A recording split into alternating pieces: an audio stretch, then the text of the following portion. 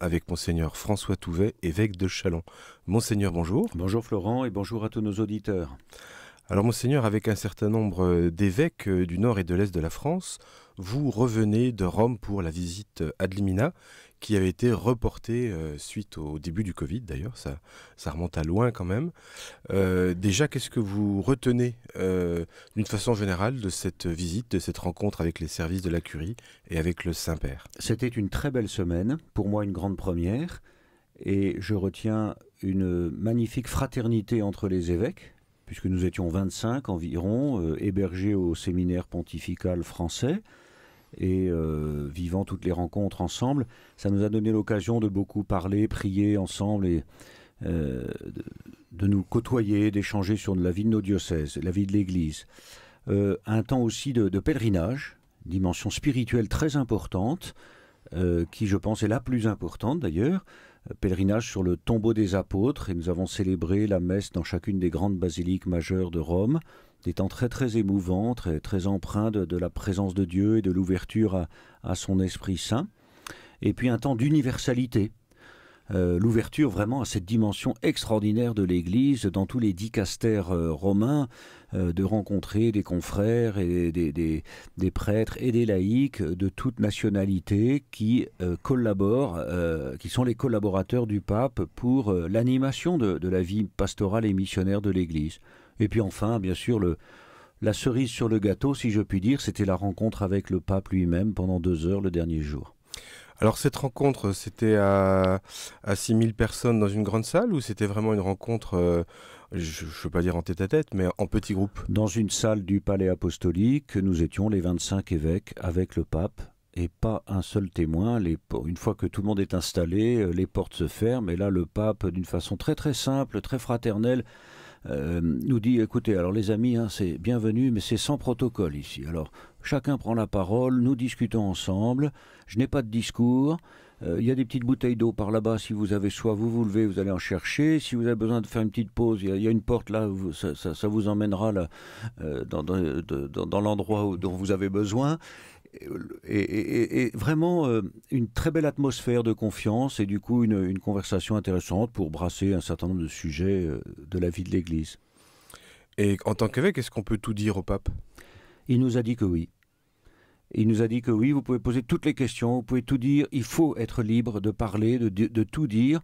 Même le pape, il doit pouvoir entendre et accueillir, et puis on discute ensemble. Ouais, vraiment, c'était sur ce ton-là. Vous savez, moi, j'ai fait l'expérience.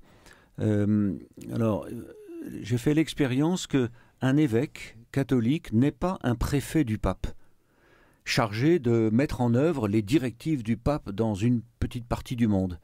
Un évêque catholique, c'est un frère de l'évêque de Rome. J'ai vraiment fait cette expérience, et je crois que c'est important que nos auditeurs l'entendent bien. Je ne suis pas... j'allais dire, c'est sans prétention, mais le pape n'est pas plus évêque que moi, et je ne suis pas moins évêque, mais je suis à Châlons, lui est à Rome, et lui, il a la primauté. Il est chargé de garantir l'unité, la communion entre tous les évêques du monde. C'est le ministère de Pierre. Mais c'est magnifique de faire cette expérience de cette fraternité, de cette proximité, pour bien montrer que là où il y a un évêque avec le peuple de Dieu, dans chaque diocèse du monde, il y a toute l'Église catholique qui est là, avec des forces humaines qui sont ce qu'elles sont, mais il y a tout le mystère de l'Église catholique qui est là. Alors il y a le pape et puis autour de lui, il y a cette grande administration de la curie romaine qui a quand même finalement à gérer une entité qui représente 1,4 milliard de personnes dans le monde, donc c'est quand même complexe, c'est énorme, même si je sais qu'ils sont peu nombreux au regard de l'immensité de la tâche. Et avec ces différents services, quels sont les échanges, quelles sont peut-être les séances de travail ou les sujets que vous avez abordés? Alors nous avons rencontré, il y a des rencontres qui sont obligatoires pour tous les évêques du groupe, par exemple avec le cardinal secrétaire d'État, c'est-à-dire le numéro 2 du Saint-Siège, et nous avons eu une très belle rencontre sur les relations entre Église et État, et toutes les questions touchant à la laïcité en France, la liberté de parole, la liberté religieuse. Et puis des rencontres aussi à la Congrégation pour les évêques, avec des discussions sur notre ministère, notre responsabilité, nos priorités pastorales, missionnaires. et puis congrégation pour le clergé, congrégation pour le culte divin, vous voyez, des grands thèmes qui touchent à la... Et puis d'autres congrégations ou conseils pontificaux c'était au choix de chaque évêque.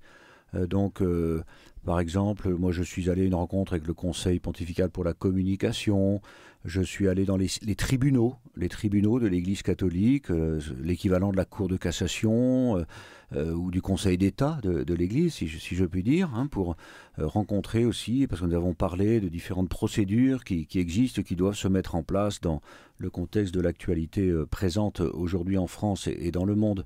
Voilà, donc des rencontres très différentes. Pour beaucoup en italien qui sont traduites, mais des responsables parlent encore français à la curie romaine. Et j'ai été frappé surtout par deux choses. La première, c'est que nous n'avons pas été reçus que par des évêques préfets ou des cardinaux préfets de la congrégation. Ils étaient toujours accompagnés de leur équipe. Et souvent, et de plus en plus, une équipe avec des prêtres et des laïcs. Je trouvais ça très intéressant. Deuxième chose que l'on peut dire, c'est qu'ils étaient là non pas pour nous dire ben voilà, vous voilà à Rome, maintenant taisez-vous, asseyez-vous, on va vous expliquer ce qu'il faut faire, voilà les directives romaines. Non, c'était nous sommes à votre service, nous sommes heureux de vous accueillir, nous vous écoutons et nous sommes là pour vous accompagner. Voilà, donc des rencontres intéressantes. Vous avez aussi pu rendre compte de ce qui se vit dans vos églises particulières. C'est peut-être aussi l'occasion de faire ça. Bien sûr, c'était fait surtout par le biais d'un rapport que chaque évêque doit préparer et envoyer à Rome. Alors ce rapport, je l'avais achevé il y a 1 an et demi. Il avait été envoyé à Rome en vue de la visite ad limina qui devait avoir lieu en mars 2020. Mais le rapport que j'ai fait d'ailleurs avec beaucoup de collaborateurs, des responsables de tous les services diocésains, plus mon analyse, ma vision des choses et mes questions, les défis pour l'avenir, j'ai senti que les rapports avaient été lus, que les responsables connaissent la situation. Moi, je sais, dans telle ou telle congrégation, j'ai été salué par un prélat que je ne connaissais pas plus que cela et qui situe, ah oui, Châlons, en Champagne. Il y a une prise de... un très beau contact qui montre que nous ne sommes pas des îles désertes loin de Rome, mais il y a vraiment une communion et ils s'intéressent à ce que nous vivons dans l'Église de France aujourd'hui.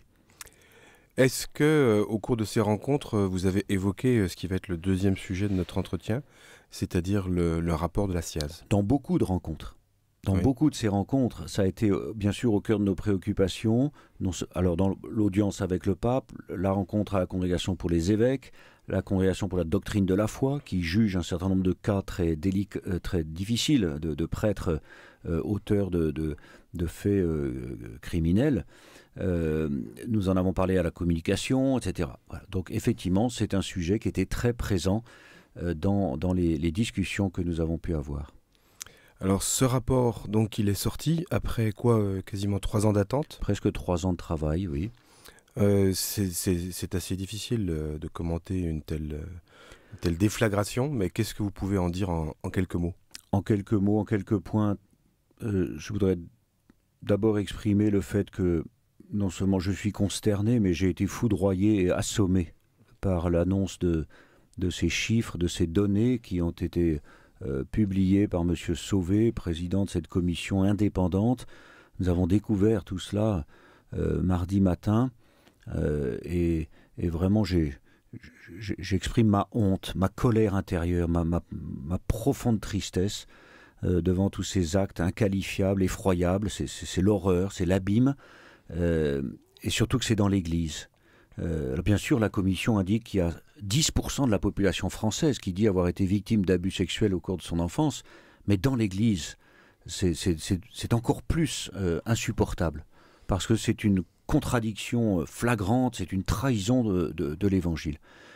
Ça, c'est la première chose que je veux exprimer.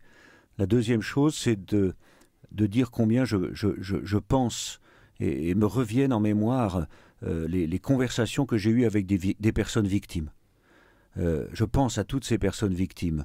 Le chiffre est effarant. Moi-même, j'en ai rencontré beaucoup moins, mais je pense à elles. Je pense à elles et je crois qu'elles ont eu le courage de témoigner, de dire la vérité, ce qui nous a beaucoup aidé aussi à travailler. Et elles ont été victimes d'une atteinte à la vie. Une atteinte à la vie, elles sont blessées, meurtries à jamais. Une troisième chose, c'est comme évêque de France, je veux redire ce que nous avons déclaré au mois de mars, tous les évêques réunis, c'est que nous reconnaissons qu'il y a eu des dysfonctionnements graves, qu'il y a eu des dissimulations, qu'il y a eu des silences, qu'il y a eu des négligences. Oui, je le reconnais, nous le reconnaissons. Et c'est un travail collectif, communautaire que nous essayons de faire dans cette parole. Et donc nous sommes responsables par rapport à tout ce qui s'est passé, nous sommes responsables pour le présent, nous sommes responsables pour l'avenir. Et c'est pourquoi nous avons mandaté cette commission indépendante, afin de faire la vérité, la transparence. C'était une grande première, et je crois que même si la vérité est si dure à entendre, si elle fait très très mal, je suis persuadé qu'elle fera du bien pour l'Église. Le pape l'a dit encore hier, ça va être salutaire. Nous sommes engagés dans un travail de grande purification, de grande conversion. Donc, reconnaître ces négligences, c'est pour moi un devoir. Et de demander pardon, ici à ce micro, comme je l'ai fait surtout en tête à tête avec les victimes que j'ai reçues. Et puis, exprimer ma détermination, avec tous mes frères évêques d'ailleurs, à poursuivre ce travail, à agir tous ensemble, avec le peuple de Dieu, pour que plus jamais ça, quoi. Plus jamais ça. C'est insupportable. C'est insupportable. Et je comprends la détresse, le chagrin, le désarroi des fidèles chrétiens. Je pense aussi à celui des prêtres, qui sont un peu comme mis au cœur de la cible, comme si tous étaient coupables de choses horribles.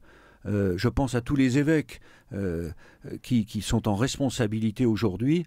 Et donc nous devons ensemble porter ce drame et ensemble travailler à offrir une plus grande sécurité, dans la vie de l'Église.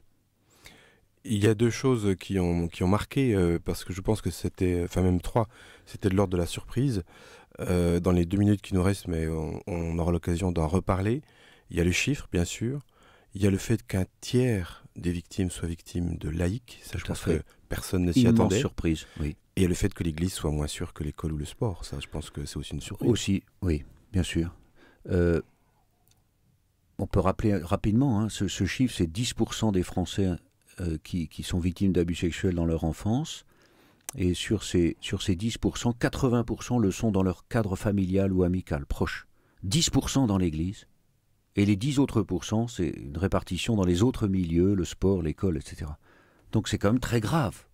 C'est vraiment à prendre en compte, même si c'est un phénomène de société, même si l'Église, finalement, par la publication de ce rapport, cette commission indépendante qui a fait un travail remarquable, nous rendons service à la société pour prendre conscience de l'ampleur du phénomène. Et d'ailleurs, la commission sur l'inceste, mise en place par les pouvoirs publics, par l'État, a annoncé prendre le relais de la commission indépendante de l'Église afin d'inviter toutes les institutions, toute la société, toutes les autres religions à faire ce même travail.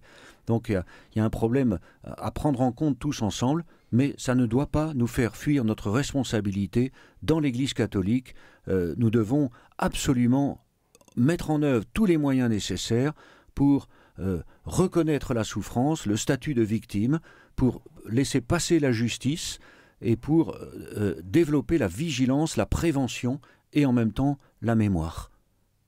Parce que, on peut dire, après toutes les paroles que l'on veut, mais les blessures restent, les cicatrices sont là, et nous devons, en tant que chrétiens, garder cela dans notre mémoire pour la prière, pour l'offrande, pour le sacrifice, afin que vraiment, tous ensemble, nous travaillons à cette purification, à cette conversion.